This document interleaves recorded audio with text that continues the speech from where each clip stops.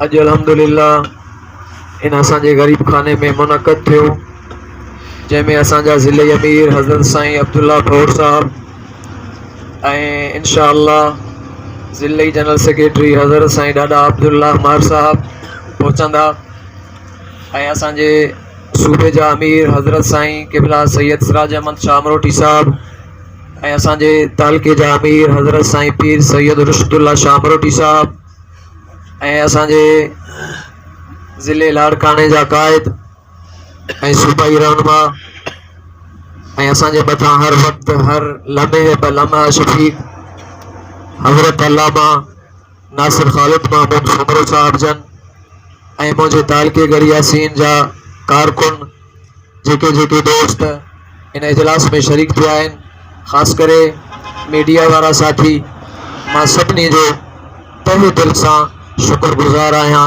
जो उहे आया असांजे अंगड़ ते अची असांखे मान बख़्शऊं। हिकिड़ी ॻाल्हि तव्हां दोस्तनि जे साम्हूं पेश कंदुमि, जंहिंजे लाइ मां पंहिंजे क़ाइदे मोहतरम खे बि गुज़ारिश कंदुमि त हिन मुंहिंजे प्लाट खे वरिते ही इजलास रखण जो मक़सदु इहो कोन्हे। इजलास असांजो अॻु में तय थियल हुयो, इहा तारीख़ 21 नवंबर, पर इन इजलास खां बाद में इहो मामिलो थोरो पेश आयो आहे, उन जी कारगुज़ारी बि मां दोस्तनि खे ॿुधायां।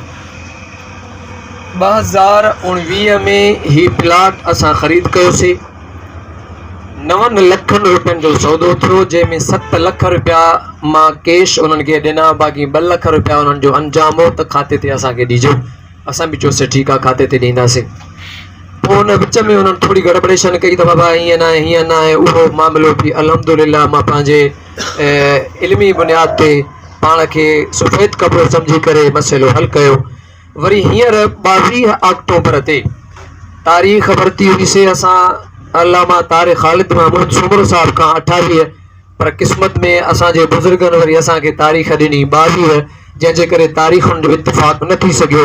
पोइ 22 तारीख़ ते हज़रत साईं सिराज अहमद शाह अमरोटी साहब, ॾाॾा अब्दुल्ला मार साहब, साईं अब्दुल्ला भौर साहब, पीर साईं रुशदुल्ला शाह अमरोटी साहब ऐं जमियत उलमा इस्लाम रत दोरो जा अॻवान, ज़िलो लाड़काने जा अॻवान हिते सभु हुया, जिन मस्जिद शरीफ़ जो हिन जाइ ते बुनियादु रखियो, जंहिंजो बोर्ड बि लॻल आहे।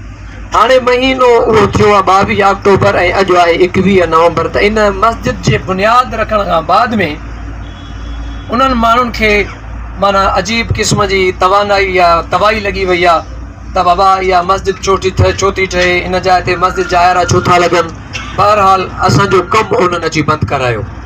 असां कमु बंदि न पिया कयूं त खूनरेज़ी थिए पई, जहिड़ो पियो थिए, मुंहिंजा भाइर मुंहिंजा अज़ीज़ अकारब चवनि पिया त असां मरंदासीं, पर ईअं न थींदो। ऐं अल्हम्दुलिल्लाह इहा ॻाल्हि बि मां दोस्तनि खे ॿुधाइण थो चाहियां त हीअ शइ वरिती आहे त पंहिंजे सिर तां साॻियो लाहे वरिती आहे, हक़ु ॾिनो आहे। नाजाइज़ी जेको कंदो त बर्दाश्त न कंदासीं, पर जमात जो हर हुकुम मुंहिंजे अखियुनि ते आहे।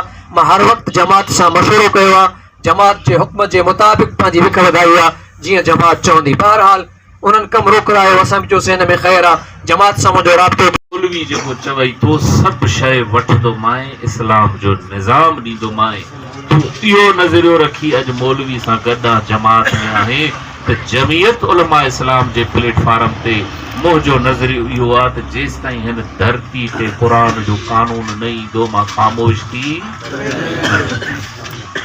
नज़रियो इहो आहे।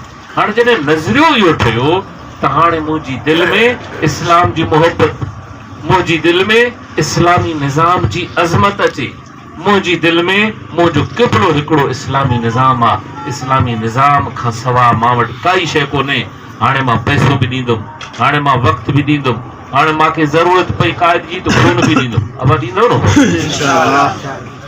त जमियत उलमा इस्लाम असांखे जंहिं मंज़िल ते वठी वञणु चाहे थी, उहा मंज़िल आहे इस्लाम। हाणे उन जे लाइ क़ुर्बानी जी ज़रूरत आहे।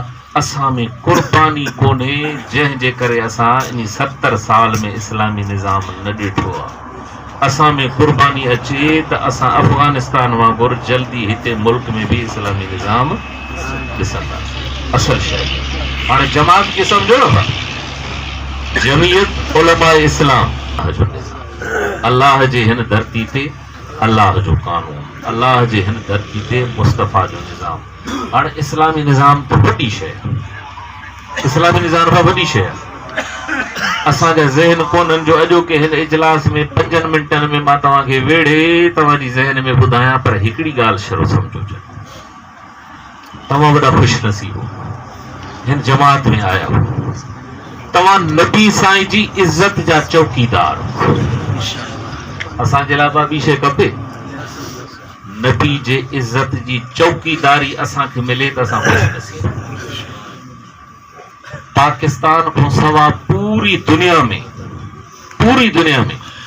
चाहे सऊदी छो न हुजे, सऊदी मुल्क ॿुधो अथव न भाउ, असांजो त मर्कज़ आहे न मुसलमाननि जो।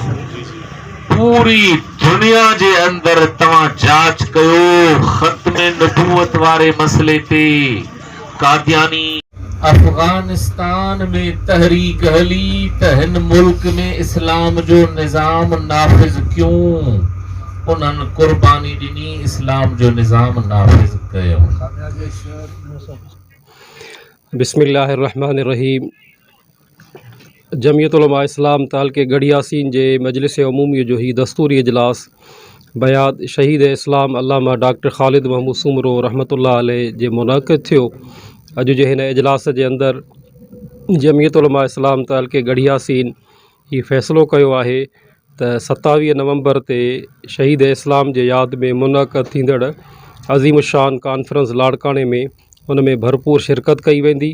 न सिर्फ़ शिरकत कई वेंदी पर इन कॉन्फ्रेंस में ईंदड़ पूरे पाकिस्तान जे अवाम जी ख़िदमत जे लाइ जमियत उलमा इस्लाम तालके गढ़ यासीन जा कारकुन हर वक़्तु मौजूदु हूंदा ऐं जमियत उलमा इस्लाम तालके गढ़ यासीन खां गुज़रंदड़ काफ़िलनि जे सहूलत जे लाइ ॾखण गढ़ यासीन, मदेजी, नवम रोड, दड़ो, तोरबंद ऐं मुख़्तलिफ़ ॿियनि मक़ामात ते इस्तक़बालिया कैंपियूं बि लॻायूं वेंदियूं।